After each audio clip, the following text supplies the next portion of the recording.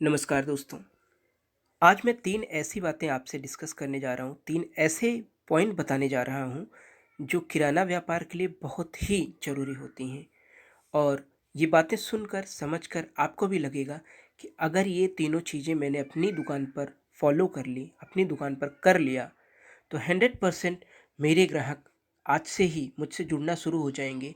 उसके बाद मैं उन्हें अगर कोई सामान 2 पैसे महँगे भी दे रहा हूँ, तो भी वो मुझसे जुड़े रहेंगे।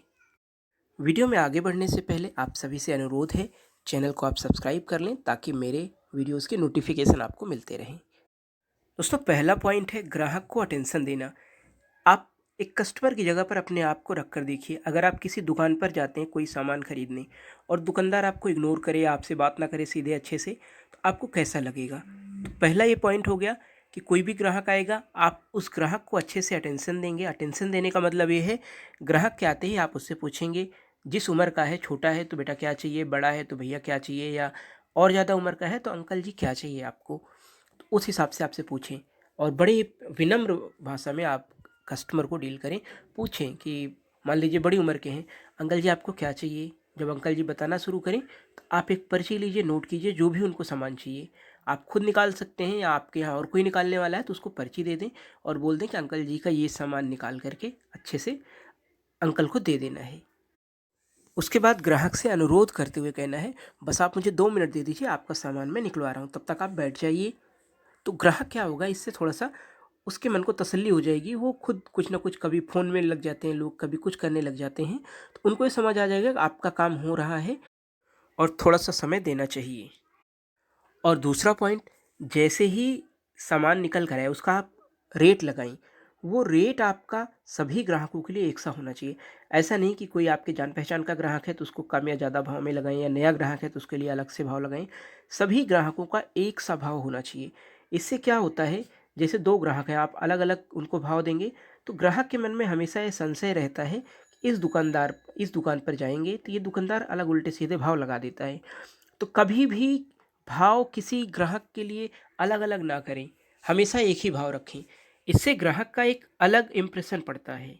और साथ ही साथ कभी ग्राहक आपसे किसी चीज़ की कंप्लेन करे, तो उस कंप्लेन को आप पॉजिटिव तरीके से लें।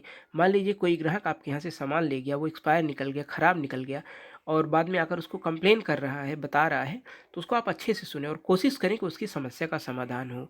अगर कुछ ख़राब निकल गया तो आप उसका नुकसान सह लीजिए, बोल दीजिए आप ये मुझे दे दीजिए। कभी-कभी कुछ चीज़ें ग्राहक देखता है, ख़राब नहीं होती लेकिन उसको लगता है, तो उस बात पर आपको बिना बहस किए हुए ग्राहक को बोलना है, आप वो सामान मुझे वापस कर दीजिए, मैं उसके बदले आपको दूसरा सामान दे दूँगा।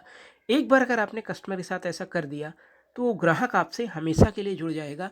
उसके मन में ये विश्वास बन जाएगा कि इस दुकान पर मेरा ख़्याल रखा जाता है। मेरे साथ अगर गलती से भी हो गया, तो ये दुकानदार मेरी बात सुनता है। ये दूसरा पॉइंट हो गया आपका। और तीसरा पॉइंट, जब भी आपके दुकान पर कोई ग्राहक आता है, सामान लेता है, सब कुछ हो गया, वो जाने लगे, तो कोशिश ये करें कि हमेशा ग्राहक 4 सामान ले जा रहा है, कितना भी सामान ले जा रहा है, तो उसको अच्छे से हैंडओवर करें, उसको हाथ में पकड़ाएँ, थैले में डालकर। ग्राहक को कभी सामान ले जाते हुए ऐसा ना हो, एक सामान इधर गिर रहा है, एक सामान इधर गिर रहा है, ऐसा नहीं होना चाहिए। और उसके साथ-साथ तीसरा पॉइंट सबसे जो महत्वपूर्ण ये है कि ग्राहक को आपके यहाँ मैक्सिमम चीज़ें उपलब्ध मिल जाएँ।